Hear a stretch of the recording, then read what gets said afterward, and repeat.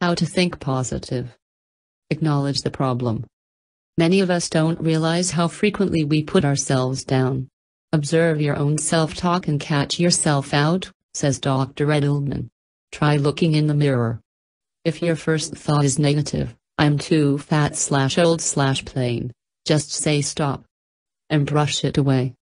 If you wouldn't say it to others, don't say it to yourself. Acknowledge the source. Most of our self-doubt does not come from within, says Dr. Edelman.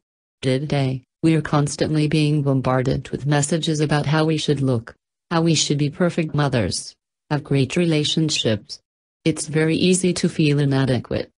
Be conscious of those messages but don't buy into them. Surround yourself in smiles. If looking at photos of loved ones or favorite holidays leave you feeling good about yourself, splash those pictures about. Studies confirm that seeing pictures of our children smiling boosts mood and well-being. It's unfair to compare.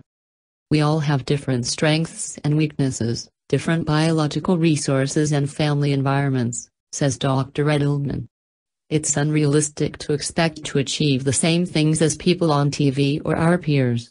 Comparing ourselves with others is a very unhealthy habit, so catch yourself comparing and try to stop it. Practice self-acceptance. Beating yourself up about your weaknesses, be it body type or bank balance, also doesn't help, she says. Learn to practice self-acceptance. Okay, this is not ideal, but it is part of my life and I can accept it and get on with my life in a positive way.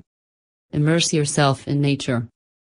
U.S. research shows that simply looking at a vase of flowers can boost positive thoughts first thing in the morning, while the Finnish Forest Research Institute found that natural, green settings can improve moods, reduce anger and boost happiness. Start a strengths register. Focus on your strengths and list them in a journal or on the fridge. We tend to be drawn to evidence that we don't measure up but ignore the positives, says Dr. Edelman. Are you a loving mom or successful at work? Do you have a warm smile? Write it all down, then update your list regularly. It needs to be constantly reinforced to make a difference. Build supportive relationships. We're more likely to feel good about ourselves when we are surrounded by people who value and support us. It's important to cull relationships that make us feel inadequate, says Dr. Edelman. The key is authenticity. Be who you are and don't try to be a people pleaser because that just reinforces your sense of not being good enough. Get active.